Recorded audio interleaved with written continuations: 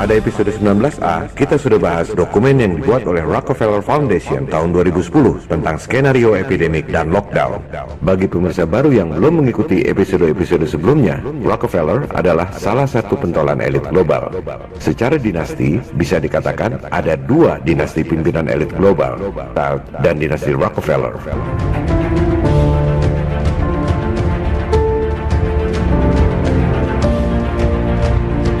Rothschild lebih dulu ada, menguasai pemerintahan dan bank-bank sentral di Eropa. Rockefeller berkiprah 100 tahun setelah Rothschild menguasai pemerintahan dan bank sentral Amerika. Rockefeller lebih kaya dari semua pemerintah di dunia, termasuk Amerika. Mereka lah yang kasih utang ke seluruh negara di dunia. Dan negara pengutang terbesar di dunia adalah si adik kuasa Amerika, diikuti Jepang dan Cina. Gedung PBB yang megah di New York dibangun tahun 1949, sumbangan dari keluarga Rockefeller.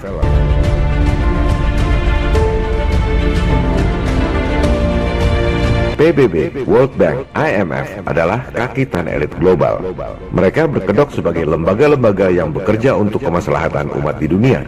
Padahal sebenarnya bertujuan untuk mengontrol semua negara di dunia. Modus penjajahan gaya baru ini sudah lama diketahui oleh bapak bangsa kita, Soekarno. Presiden Soekarno menyebutnya sebagai nekolim, neokolonialisme dan imperialisme.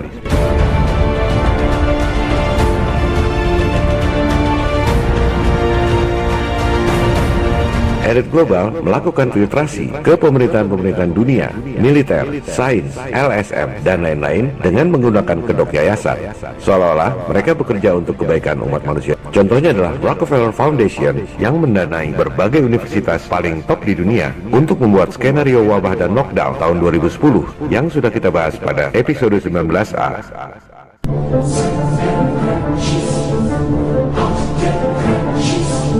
Sekarang kita dengar apa kata Rockefeller tentang tudingan bahwa keluarganya adalah elit global yang berkonspirasi merugikan umat manusia lain untuk menciptakan pemerintahan diktator dan otoriter, New World Order.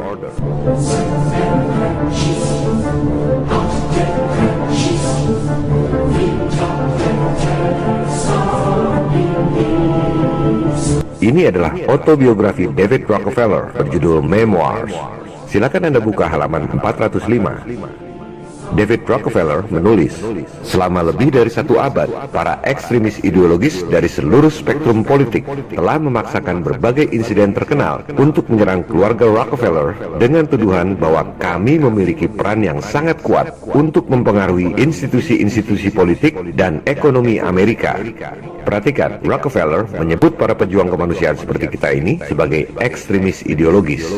Selanjutnya, ia menulis, sebagian bahkan percaya bahwa kami adalah bagian dari sekte rahasia yang bekerja bertentangan dengan kepentingan nasional Amerika Serikat, mengelompokkan keluarga kami sebagai internasionalis, dan berkonspirasi dengan pihak-pihak lain di seluruh dunia untuk membentuk struktur politik dan ekonomi global yang lebih terintegrasi. One world, istilah Anda. Perhatikan pemilihan kata yang sangat cerdas dari seorang Rockefeller. Dalam satu alinea, ia merangkum 5 hal yang sangat-sangat penting. Pertama, sekte rahasia, maksudnya Illuminati.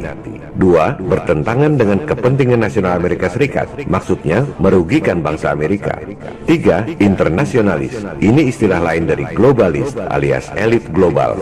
Internasionalis atau globalis tak punya batas kenegaraan, tak peduli merugikan bangsa Amerika atau bangsa-bangsa lain. Keempat, konspirasi. Ia akan jelaskan itu semua teori konspirasi atau fakta konspirasi. Dan kelima, one world, maksudnya one world government alias New World Order. 5 tuduhan yang sangat fatal dirangkum dengan sangat cerdas dalam satu alinea pendek. Lantas, apa jawaban dia? David Rockefeller menjawab, "If that's the charge, I stand guilty, and I'm proud of it." Kalau itu tuduhannya, saya ngaku salah dan saya bangga dengan itu. Atau dalam bahasa gaul, gua emang iblis. Terus, lu mau apa?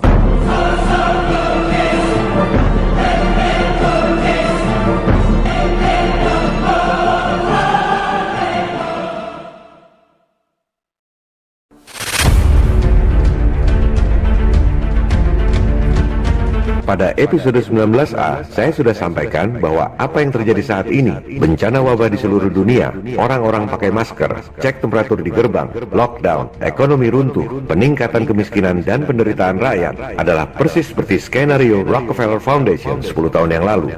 Di episode 19B ini, saya juga sampaikan bahwa Rockefeller sendiri mengaku bahwa ia adalah sekte rahasia yang bertentangan dengan kepentingan rakyat, berkonspirasi di seluruh dunia untuk menciptakan New World Order. Jadi, yang jahat sebenarnya bukan negara atau pemerintah Amerika, melainkan para elit swasta yang kebetulan banyak tinggal di sana. Rakyat Amerika sendiri sudah dirampok habis-habisan oleh para elit di sana. Cina duluan lockdown dan sembuh adalah bagian dari skenario 10 tahun yang lalu. Tujuannya agar jadi contoh supaya negara-negara lain ikut lockdown. Sementara Amerika memang disetting untuk lambat lockdown, di mana nantinya akan disalahkan sebagai penyebab makin berjangkitnya virus. Itu semua adalah bagian dari skenario 10 tahun yang lalu.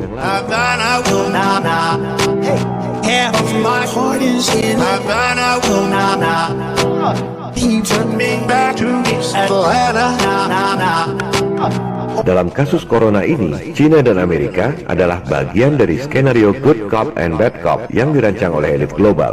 Ada contoh baik, ada contoh buruk. The good cop, bad cop routine. Apa yang saya sampaikan di episode 18 bahwa elit global akan datang pura-pura menawarkan bantuan utang sudah menjadi kenyataan. Indonesia baru saja menerbitkan surat utang alias bond terbesar sepanjang sejarah.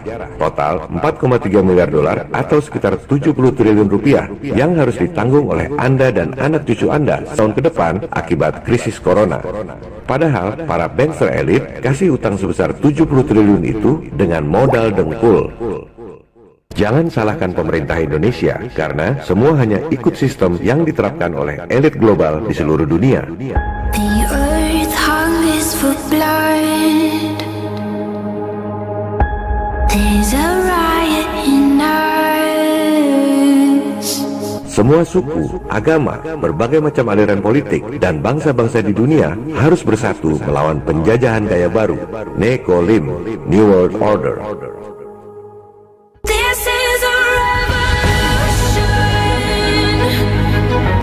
I detest colonialism.